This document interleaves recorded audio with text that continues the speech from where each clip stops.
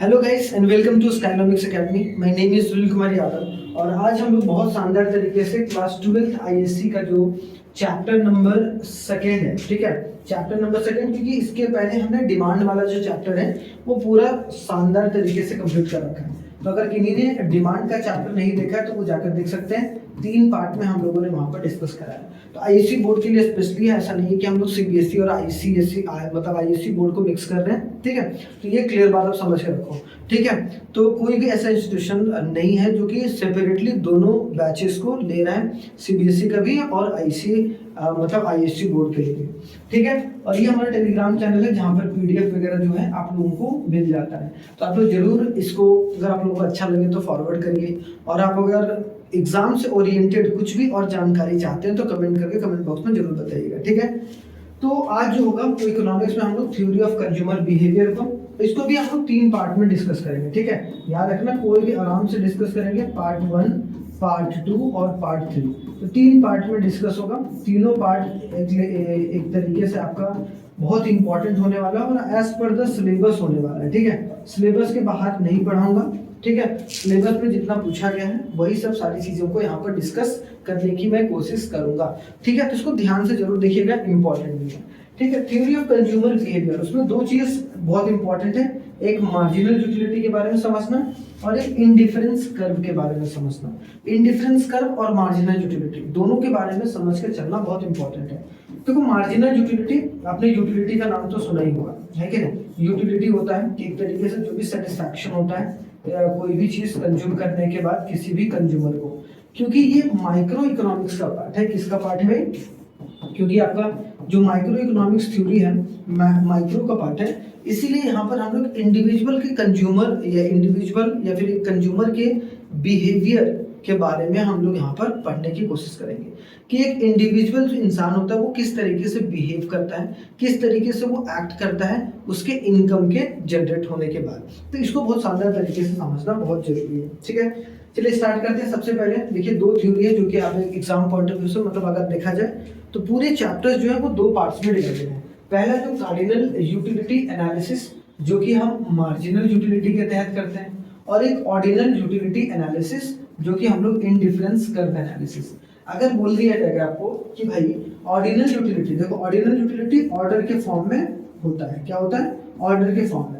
अगर कभी भी किसी भी यूटिलिटी को अगर हम लोग ऑर्डर या फिर रैंक के हिसाब से अगर हम लोग कैलकुलेट करते हैं, ठीक है, ऑर्डर या रैंक के हिसाब से कैलकुलेट करते हैं, that is for the ordinal utility.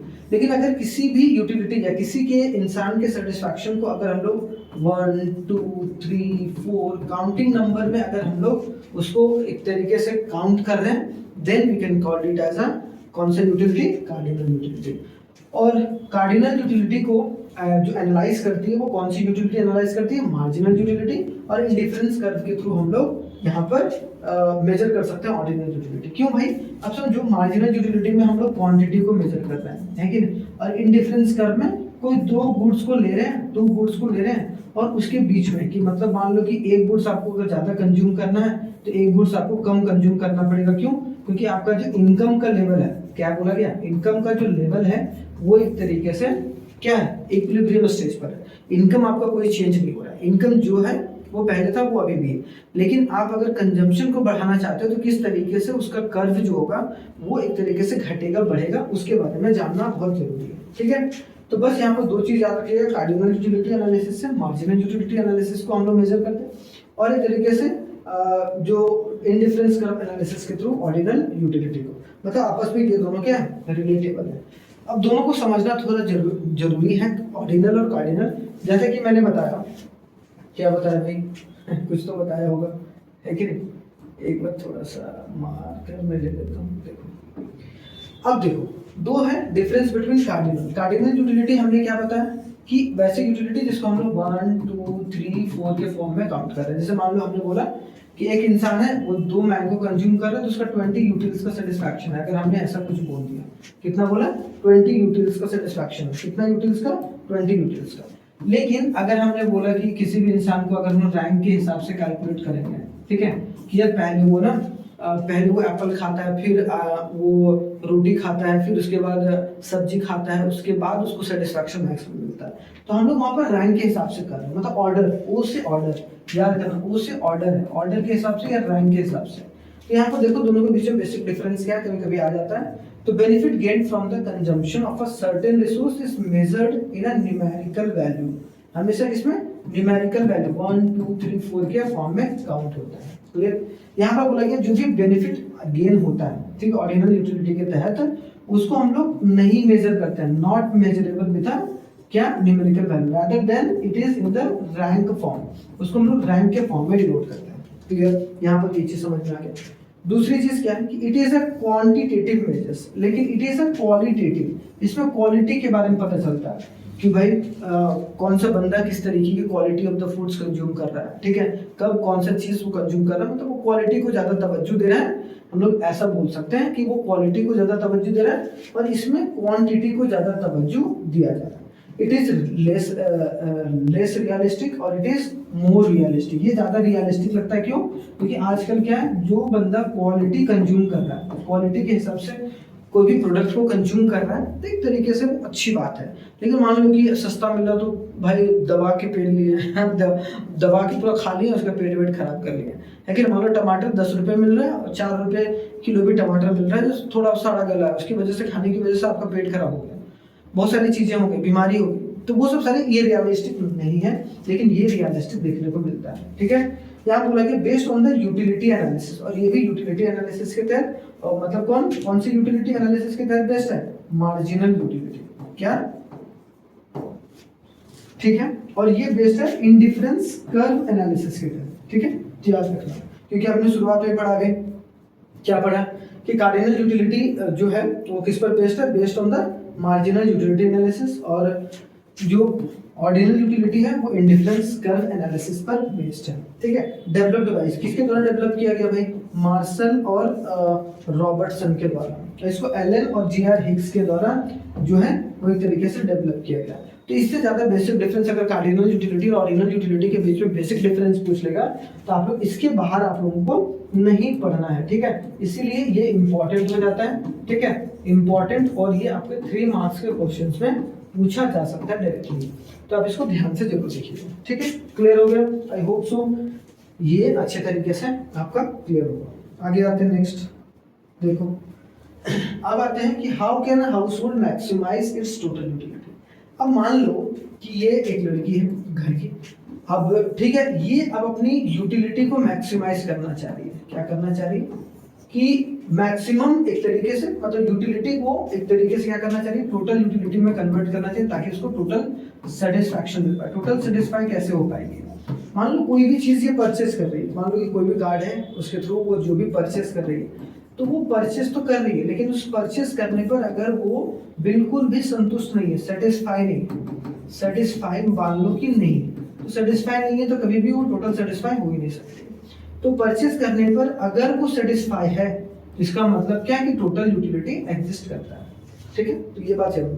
तो general rule is that consumer will maximise total utility.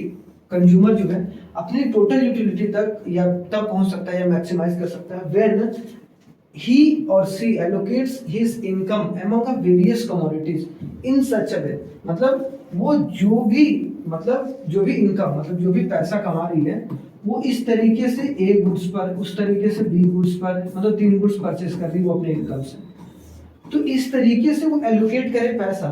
ठीक है, in such a way that a marginal utility of the last rupee spent on each commodity is equal, कि मतलब जो marginal utility है, marginal utility of A और marginal utility of B और marginal utility of C, इन तीनों का जो मार्जिनल यूटिलिटी होना चाहिए वो सबका बराबर होना चाहिए। अगर मार्जिनल यूटिलिटी बराबर हो गया, इसका मतलब क्या है कि हाउसहोल्ड मैक्सिमाइज कर रहा है। ठीक है, अब किसके थ्रू? टोटल यूटिलिटी के through. Then we can call it as, then we can call it as that household जो है मैक्सिमाइज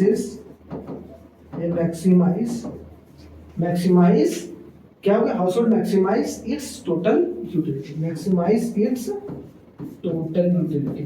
ठीक है, क्लियर होगा थोड़ा सा। कंज्यूमर पॉइंट ऑफ व्यू से समझिए कि कंज्यूमर को सेटिस्फाई क्या होगा। मतलब मान लो कि उसने बॉटल खरीदा तब जो सेटिस्फैक्शन मिला, मान लो उसने जो क्या खरीदा, एक तरीके से आप बोल लो कि माइक खरीदा तब जो सेटिस्फैक्शन हुआ, या फिर मान लो ये पेन खरीदा, ये तीनों पर खरीदा, मतलब जो भी पैसा खर्च किया गया कंज्यूमर के द्वारा, और इन तीनों पर अगर मार्जिनल यूटिलिटी, इस पर जो मार्जिनल यूटिलिटी आया, इस पर जो मार्जिनल यूटिलिटी आया, और इस पर जो मार्जिनल यूटिलिटी आया, तीनों पर अगर मार्जिनल यूटिलिटी बराबर होगा तब हम लोग बोल सकते हैं कि कंज्यूमर जो है वो मैक्सिमाइज कर रहा है अपनी यूटिलिटी को, ठीक है, थ्रू टोटल यूटिलिटी। क्लियर यहाँ पर। अब थोड़ा सा हम लोग समझ लेते हैं कि टोटल यूटिलिटी और मार्जिनल यूटिलिटी के बीच में बेसिक सा डिफरेंस क्या है, ठीक है। सबसे पहले हम लोग यूटिलिटी के बारे में देखेंगे। वैसे यूटिलिटी आपने 11th में ही पढ़ा होगा, ठीक है। तो यूटिलिटी का मतलब क्या होता है, wants satisfying power of a commodity. मतलब एक कोई भी कमोडिटी आपको कितना सेटिस्फाई कर रहा है, आप उसको कंज्यूम करने पर, मान लो आपको पानी पीने से जितना भी सेटिस्फैक्शन प्राप्त हुआ है, मान लो कि हमने, जैसे यहाँ पर एग्जाम्पल लेते हैं, ठीक है, जैसे हमने पानी पिया, ठीक है, ठीक है। अब पानी पीने की वजह से मेरी जो प्यास है वो बुझी, मतलब मेरे को सेटिस्फैक्शन हुआ, तो वो जो सेटिस्फैक्शन हो रहा है that is called the utility, ठीक है, clear. It is the ability और capacity of a commodity to satisfy the human wants. वो एक एबिलिटी होता है और कैपेसिटी होता है किसका, कमोडिटी का, जो कि एक तरीके से ह्यूमन के वांट्स को एक तरीके से सेटिस्फाई करता है, इंसान के वांट्स को, इच्छा को एक तरीके से सेटिस्फाई करता है। जैसे example, bread has a power to satisfy hunger. Bread के पास क्या है, ब्रेड खाने की वजह से आप एक तरीके से हंगर को क्या कर सकते हो, कम कर सकते हो। मतलब आप जो हंगरी भूखे थे तो उसको आप सेटिस्फाई कर पाए। Books fulfil our desire of knowledge. Book आपको कौन सी वांट्स या डिजायर को एक तरीके से कम करता है, तो एक तरीके से आपका जो नॉलेज है, नॉलेज को बढ़ाने का काम करता है, जिसकी वजह से आपकी नॉलेज की जो डिजायर है उसको फुलफिल करता है। टीवी क्या करता है, आपको डिजायर फॉर एंटरटेनमेंट, टीवी से आप इंटरटेन होते हो, तो आपका जो इंटरटेनमेंट का जो डिजायर है वो पूरा कौन करता है, टीवी। मतलब TV is also have a utility, ठीक है, ये बात क्लियर। सो ऑन, इसी तरीके से देखते जाए, utility can be defined as the amount of satisfaction derived from the consumption of a commodity. जो भी अमाउंट ऑफ सेटिस्फैक्शन मिला है, जो भी अमाउंट ऑफ सेटिस्फैक्शन मिला है थ्रू कंजम्पशन, क्या बोला गया, satisfaction through consumption of commodity, through consumption of commodity, क्या हो गया, थ्रू कंजम्पशन ऑफ कमोडिटी, ठीक है। यहाँ पर ये बात याद रखना है, कोई दिक्कत नहीं, समझ के चलना, ठीक है। आई hope so clear and cut बहुत अच्छे तरीके से समझ में आया, ठीक है। आगे आते हैं, मेन कैरेक्टरिस्टिक्स क्या होता है यूटिलिटी का, ये समझना है, ये थोड़ा सा इंपॉर्टेंट है, ठीक है। कैरेक्टरिस्टिक्स कभी कभी डायरेक्टली कोई फीचर्स बोल ले या फिर कैरेक्टरिस्टिक्स बोल ले यूटिलिटी का, आप इसमें कंफ्यूज नहीं होना है, ठीक है, दोनों का मतलब गुण होता है। तो यूटिलिटी क्या होता है भाई, पहली बात सब्जेक्टिव इन नेचर होता है। यूटिलिटी क्या है, सब्जेक्टिव इन नेचर होता है, not objective in nature. Objective कब रहता है भाई, अगर सबका एक समान, जैसे मान लो कि ब्रेड खाने पर एक इंसान, जितना मुझे सेटिस्फैक्शन हो रहा है उतना तुम्हें सेटिस्फैक्शन नहीं हो सकता, तुम्हें ब्रेड पसंद ना हो तो तुम्हें सेटिस्फैक्शन कम होगा। तो अगर ऐसा एक जैसा ही सारा चीज रहता है तो ऑब्जेक्टिव होता है, it is objective in nature. लेकिन सब्जेक्टिव इन नेचर का मतलब हर एक इंसान का, हर एक कंज्यूमर का जो होता है वो अलग अलग, मतलब क्या होता है, डिफरेंट सेटिस्फैक्शन लेवल रहता है। क्या होता है, डिफरेंट सेटिस्फैक्शन लेवल रहता है। क्या रहता है, डिफरेंट सेटिस्फैक्शन लेवल जो होगा वो आपको देखने को मिलेगा, ठीक है। मजे से पढ़िए, मस्ती से पढ़िए, ठीक है। दूसरा है, यूटिलिटी को कभी भी हम लोग मेजर नहीं कर सकते हैं। वैसे हालांकि बहुत सारे इकोनॉमिस्ट ने बोला कि हम लोग यूटिल्स के थ्रू मेजर कर सकते हैं, लेकिन आप कभी भी किसी के फीलिंग को, किसी के भाई वो कितना सेटिस्फाई फील कर पा रहा है, नहीं कर पा रहा है, उसको हम लोग कैसे मेजर कर सकते हैं, वो चांस ही नहीं, ठीक है। तो some economics measures the utility in terms of subjective unit called a utils. Utils के मामले में एक यूटिल्स एक इमेजिनरी एक टर्म है, इमेजिनरी, ठीक है, ये इमेजिनरी है, ठीक है। तो याद रखिएगा कि कोई ये आपका ये नहीं है कि जैसे कीरो होता है वो फिक्स है भाई, सेम उसी तरीके से ये एक इमेजिनरी है, ठीक है, जिसको समझ कर चलना है। Utility is relative in nature. Utility varies from person to person, है कि नहीं, person to person, place to place, time to time. अब जैसे कि आइसक्रीम की यूटिलिटी एक तरीके से जम्मू एंड कश्मीर में कम है, और उसकी यूटिलिटी अगर आप बोलो कि उत्तर प्रदेश या फिर आप राजस्थान में ये ज़्यादा है। क्यों? क्योंकि वो प्लेस टू प्लेस डिफरेंट करता है, टाइम टू टाइम भी।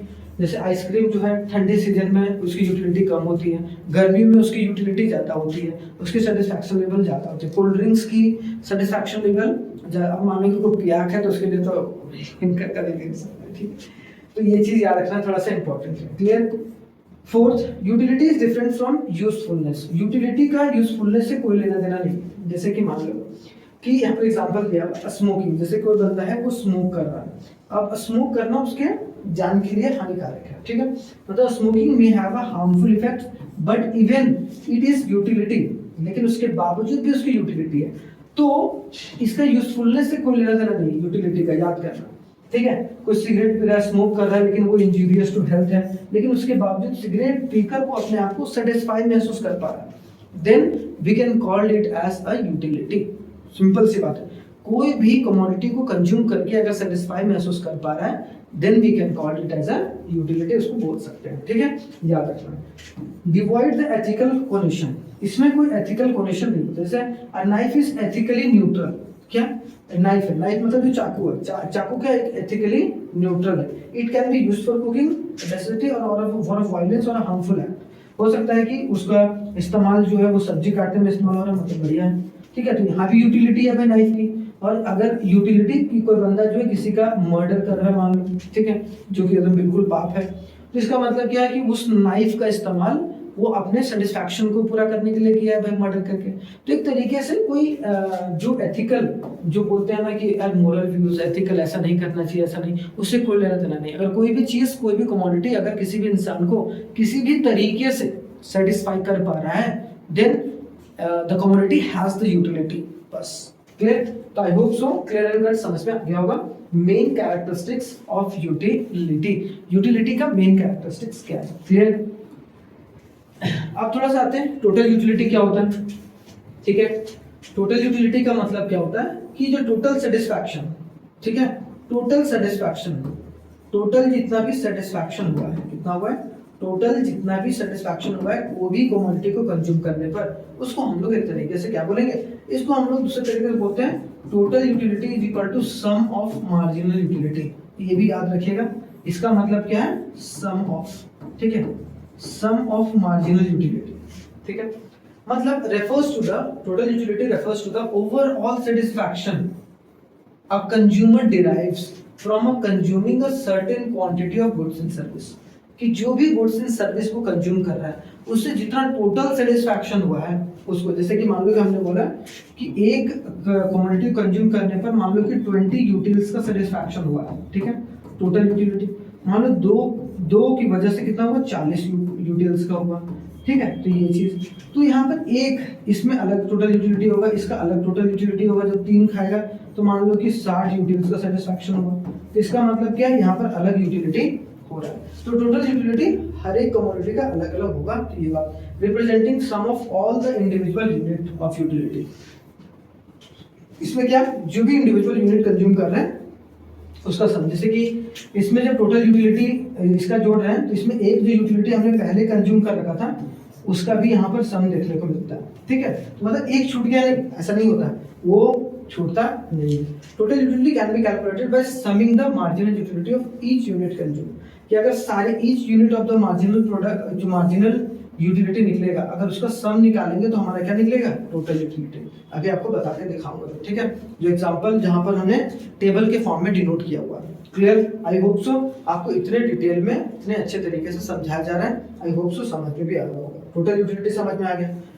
अब देखो मार्जिनल यूटिलिटी क्या होता है, अब समझना। जैसे कि हमने बोला, सिंपल सा एक लॉजिकल देखो, हमने क्या बोला कि एक कमोडिटी कंज्यूम कर रहे हैं तो टोटल यूटिलिटी मान लो 50 है, टोटल यूटिलिटी। तो मार्जिनल यूटिलिटी कैसे होगा वो समझना, ठीक है। यहाँ क्वांटिटी, दूसरा जब क्वांटिटी तो इसमें कितना हो गया, 60 हो गया। तीसरा जो हो गया वो मान लो कि 100 हो गया, ठीक है। इसका मतलब मार्जिनल यूटिलिटी शुरुआत में सेम होगा, ठीक है, अगर 1 है तो। दूसरा है, इसका मतलब क्या है समझना, मार्जिनल यूटिलिटी का मतलब क्या मैं बताने की कोशिश कर रहा हूँ, ठीक है। यहाँ पर फिर आएंगे उस पर। अभी मार्जिनल यूटिलिटी का मतलब है कि जब कभी भी हम कोई एडिशनल क्वांटिटी कंज्यूम कर रहे हैं, ठीक है, क्या बोल रहे हैं, कोई एडिशनल यूनिट ऑफ क्वांटिटी या यूनिट ऑफ जो कमोडिटी कंज्यूम कर रहे हैं, ठीक है, क्या होगा, कंजम्पशन ऑफ, अगर ऐसे बोलेंगे consumption of an additional unit of a commodity, और उसके वजह से जो यूटिलिटी बढ़ता है या फिर घटता है, उससे यूटिलिटी जो बढ़ता है या फिर घटता है, क्या मैंने बोला कि जो भी एक एडिशनल यूनिट, पहले एक खा रहे थे अब दूसरा खा रहे हैं, मतलब पहले एक खा रहे थे, अब जब एक एडिशनल यूनिट हमने कंज्यूम करा, ठीक है, 1 से 2, उसके वजह से कितना यूटिलिटी बढ़ा या घटा, इसको डायरेक्टली हम लोग 60 - 50 कर देंगे, तो कितना बढ़ा भाई, 10 बढ़ा, देख रहे हैं। तो एक ज्यादा यूनिट खाने की वजह से कितना यूटिलिटी घटा बढ़ा, तो यहाँ पर देखने को मिलेगा 10 बढ़ा। इसका सिंपल सा मतलब क्या है, इसका मार्जिनल यूटिलिटी कितना हो जाएगा, 10।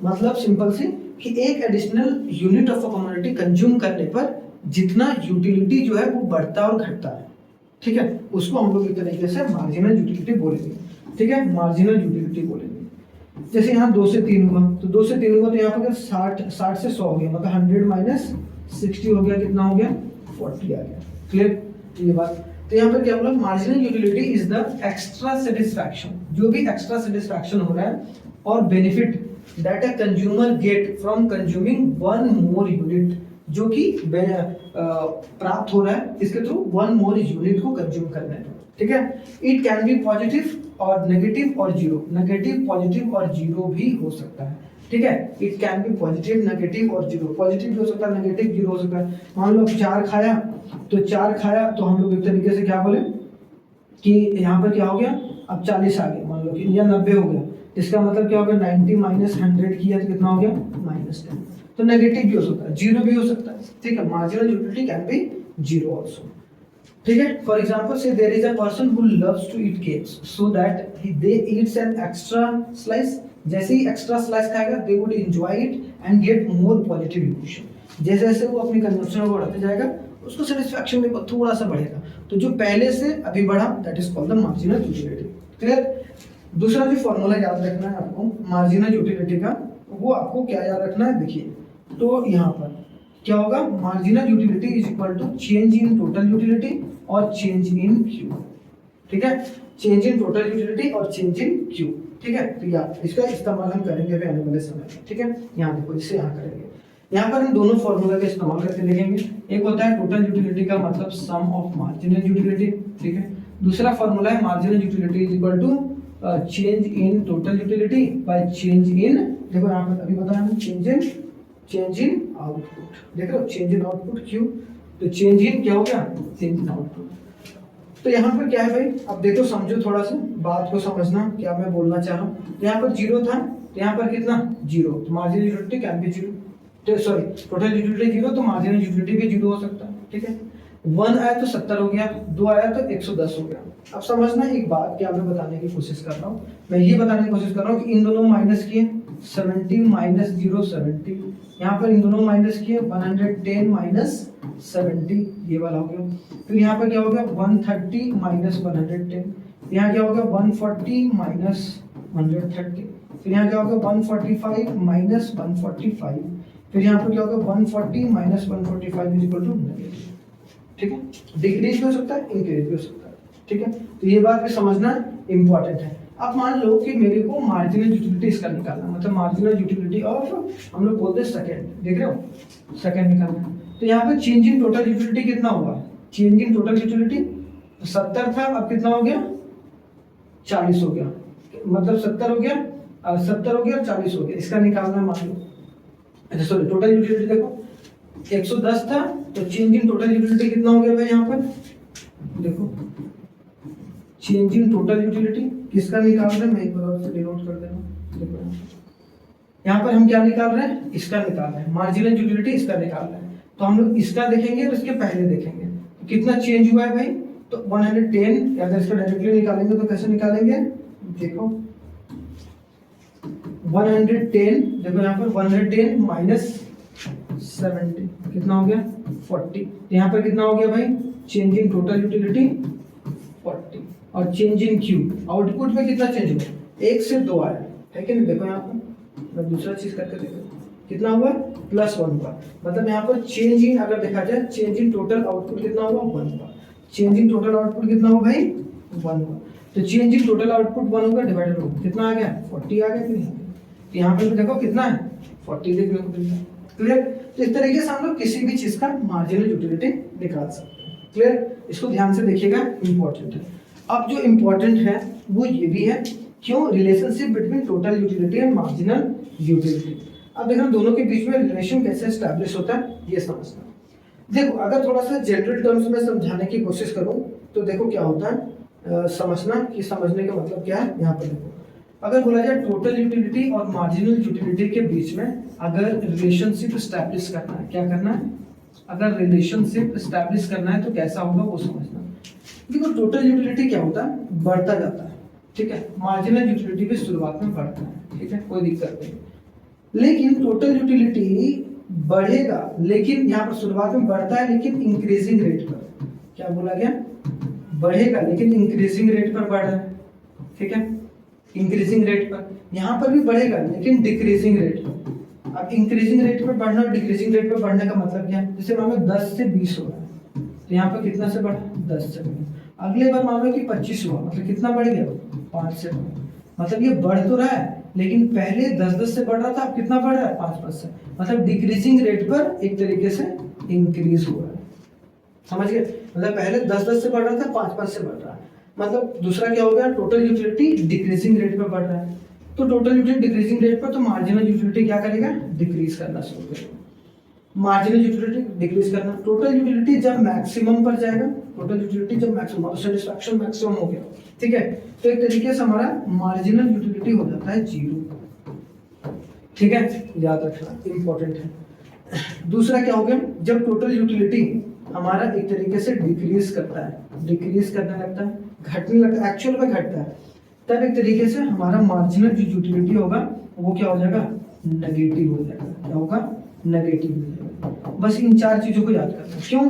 क्योंकि शुरुआत में, चलो भाई शुरुआत में खा रहे तो उससे जो सेटिस्फैक्शन लेवल है वो बढ़ रहा, ठीक है, कोई दिक्कत नहीं। लेकिन जैसे ही टोटल यूटिलिटी बढ़ेगा लेकिन डिक्रीजिंग रेट पर, पहले से ज्यादा से नहीं बढ़ रहा, ऐसा थोड़ा होगा खाते जाओगे तो अब और खाते जाओगे, एक समय आएगा ना कि जो मैक्सिमम हो जाएगा तो हमारा मार्जिनल यूटिलिटी 0 हो जाएगा।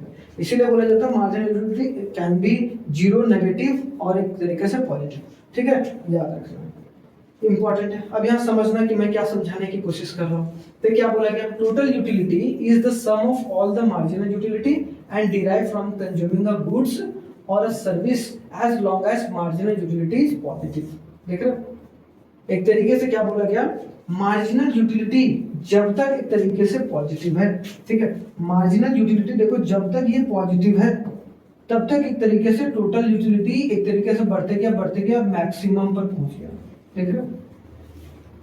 तो बस ये बात बोला गया दोनों के बीच में रिलेशन कि total utility is increasing but at a diminishing rate. Increase तो करता है लेकिन डिमिनिशिंग रेट पर। शुरुआत में बहुत तेजी से, अगर ये वाला लाइन जाता तो ये वाला लाइन तो ऐसे जाना चाहिए था ना, लेकिन ये वाला ऐसे झुक गया, मतलब डिक्रीजिंग रेट पर जा रहा है। क्लियर? ठीक है, समझ में आ रहा है? मतलब as long as the marginal utility is positive, जब तक मार्जिनल यूटिलिटी हमारा पॉजिटिव है तब तक टोटल यूटिलिटी होगा इंक्रीज का, तो टोटल यूटिलिटी बढ़ता रहेगा। अब वो बढ़ेगा, डिक्रीजिंग रेट पर भी बढ़ सकता है, इंक्रीजिंग रेट पर बढ़ सकता है, लेकिन वो बढ़ता रहेगा। कब तक बढ़ता रहेगा? जब तक मार्जिनल यूटिलिटी जो है वो पॉजिटिव है। मतलब मार्जिनल यूटिलिटी जब तक पॉजिटिव है तब तक एक तरीके से टोटल यूटिलिटी जो है वो इंक्रीज होता रहेगा। Clear? However, the marginal utility typically decreases as more and more of a goods and services consumed. जैसे जैसे हम गुड्स एंड सर्विस की कंजम्पशन बढ़ाते जाते हैं, जैसे जैसे हमारा कंजम्पशन बढ़ता है, क्या बोला है?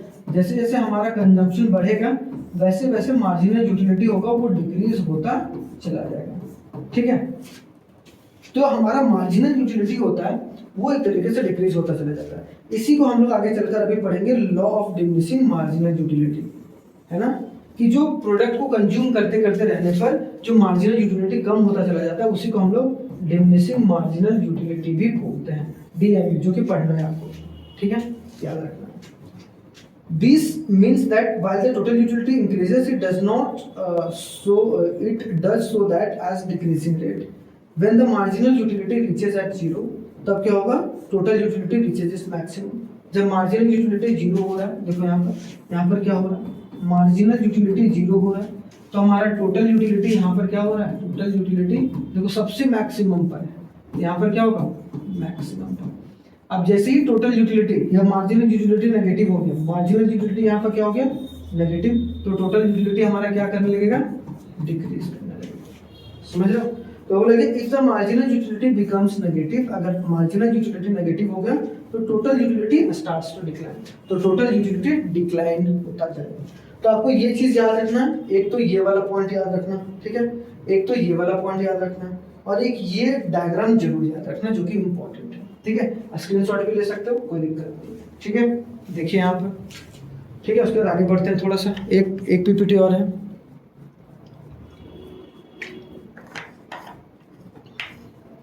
अब देखो क्या भाई, आगे बोला गया law of diminishing marginal utility.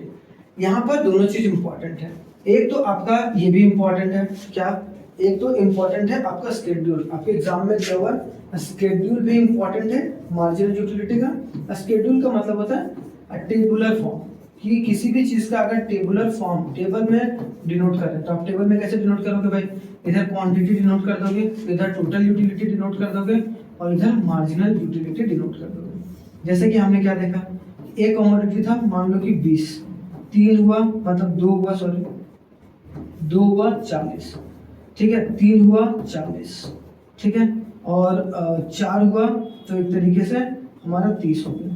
तो यहाँ पर क्या, दूसरा पहला 20 होगा, फिर उसके बाद कितना होगा, यहाँ पर 40 माइनस 20 करेंगे तो 20 होगा, फिर यहाँ पर क्या होगा, 0 होगा, 40 माइनस 40, 30 माइनस यहाँ पर क्या हो गया, माइनस 10 हो गया, ठीक है। मतलब टोटल यूटिलिटी शुरुआत में तो इंक्रीज कर रहा है, लेकिन एक बार डिक्रीज हो गया, होता चला गया तो डिक्रीज होता चला जाता है। मतलब जैसे जैसे मेरा कंजम्पशन बढ़ रहा है, देख रहे हो, तो यहाँ पर सिंपल सी बात है कि जैसे जैसे कंजम्पशन जो होगा किसी भी इंसान का या किसी भी पर्टिकुलर कमोडिटी का, अगर कंजम्पशन किसी भी कमोडिटी का बढ़ेगा तो वैसे वैसे मार्जिनल यूटिलिटी होगा वो डिक्रीज होता चला जाएगा, और इसी लॉ को हम लोग डिमिनिशिंग मार्जिनल यूटिलिटी बोलते हैं। मतलब the law of diminishing marginal utility states that as the consumption of goods and service increases, कि जैसे जैसे गुड्स एंड सर्विस का कंजम्पशन बढ़ता है, ठीक है, the additional satisfaction और the additional satisfaction को ही हम लोग क्या बोले, marginal utility, marginal utility derived from the each successive unit decreases, तो marginal utility हमारा क्या होता है, कम होता चला जाता है, और इसी पूरे प्रोसेस को हम लोग diminishing marginal utility बोलते हैं। The law assumes that इसके अलावा और सारी चीजें कांस्टेंट रहती हैं, इसके अलावा दूसरी चीजें चेंज नहीं होती, जैसे इनकम में कोई चेंज नहीं होना चाहिए, टेस्ट में कोई चेंज नहीं होना चाहिए, प्रेफरेंस में, जैसे कि हमने लॉ ऑफ डिमांड में भी पढ़ा है, ठीक है, कि प्राइस ही बदलना चाहिए, उसके अलावा कुछ नहीं बदलना चाहिए।